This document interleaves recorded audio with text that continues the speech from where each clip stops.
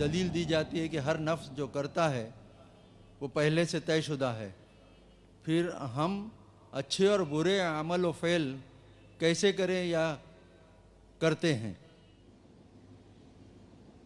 یہ بڑا پیچیدہ مسئلہ ہے قدر کا۔ تقدیر کا جو تصور ہمارے ذہنوں میں ہے وہ صحیح نہیں ہے۔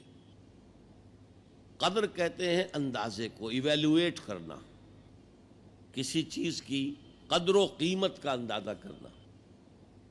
اللہ نے ہر جاندار کے لیے ایک اندازہ مقرر کر دیا۔ مثلا چھوٹی سی چڑیا ہے اور وہ ہوا میں اڑتی پھر رہی ہے، انسان ہوا میں نہیں اڑ سکتا۔ مشین بنا کر ہوائی جہاز میں اڑ جائے، خود تو نہیں اڑ سکتا۔ تو یہ ہر نوع کی ایک تقدیر ہے۔ اسی طریقے سے ہر انسان کی بھی کچھ لیمیٹیشنز ہیں۔ ہر انسان کو دو چیزیں ملتی ہیں جس میں اس کا کوئی دخل نہیں۔ اسے والدین کی طرف سے جینز مل رہے ہیں، اس کے اثرات اس کی شخصیت پر ہوں گے۔ پھر جس ماحول میں اسے پیدا کیا گیا ہے اس ماحول کے اثرات ہوں گے۔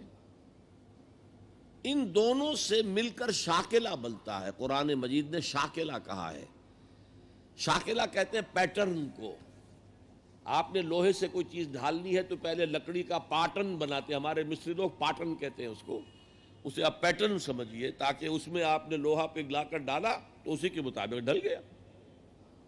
تو ہر انسان کا ایک پیٹرن ہے جو اس کے جینز سے اور اس کے انوائرمنٹ سے بنا ہے، اور ہر انسان کا محاسبہ اسی اعتبار سے ہوگا۔ اگر کسی کے شاکلہ میں 100% نیکی کا اللہ تعالیٰ نے صلاحیت رکھی تھی اور اس نے 40% کی ہے، وہ مارا گیا۔ جس کے اندر رکھی ہی 50% دی، اس نے 40% کر لیا، کامیاب ہو جائے گا۔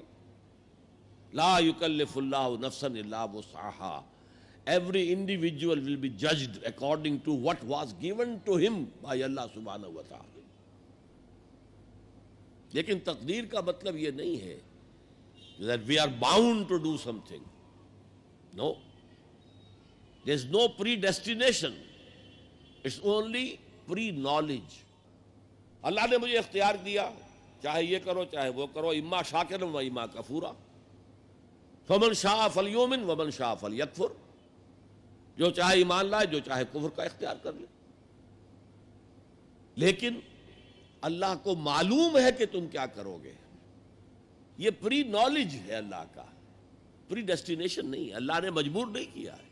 ہاں، وہ لمیٹیشن جو آپ کی شخصیت کے اندر ہے وہ اپنی جگہ ہے، لیکن نیکی اور بدی، خیر اور شر، حق و باطل کا چوائس آپ کو دیا ہے، اما شاکرم و اما کفورا۔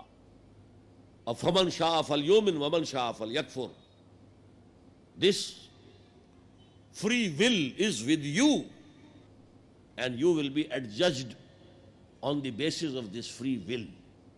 البتہ کتنی نیکی تم کر سکتے تھے اتنی کر لی، کامیاب، چاہے وہ مقدار میں کم ہو۔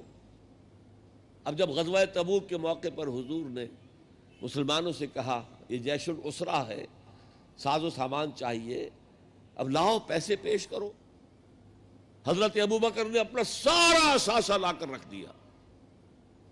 پوچھا اپنے بال بچوں کے لیے کچھ چھوڑ کر آئے ہو؟ کہ کچھ نہیں چھوڑا۔ صدیق کے لیے ہے خدا کا رسول، بس اللہ کا نام چھوڑ کر آیا ہوں۔ اب حضرت عثمان نے بہت دولت دی اس وقت۔ ایک غریب انصاری، اس نے ساری رات ایک یہودی کے باغ میں وہ کنویں سے پانی کھینچ کر باغ کو سیراب کیا۔ صبح کو اسے کچھ کھجوریں مل گئیں اجرت کے طور پر۔ اس نے آدھی لا کر اپنے بال بچوں کو دے دی، گھر کا نفقہ، نان نفقہ شام تک کے لیے، آدھی حضور کے سامنے لا کر رکھ دی۔ جو منافقین موجود تھے انہوں نے تمسخر اڑایا، ہاں جی ہاں، بغیر ان کھجوروں کے تو یہ لشکر جا ہی نہیں سکتا، یہ تو بڑا، یہ تو بہت۔ حضور نے کیا کہا؟ ان کھجوروں کو اس پورے ڈھیر کے اوپر پھیلا دو، اللہ کی نگاہ میں یہ اس پورے ڈھیر سے زیادہ بھاری ہے۔ تو آپ جو کچھ کر سکتے ہیں کیجئے۔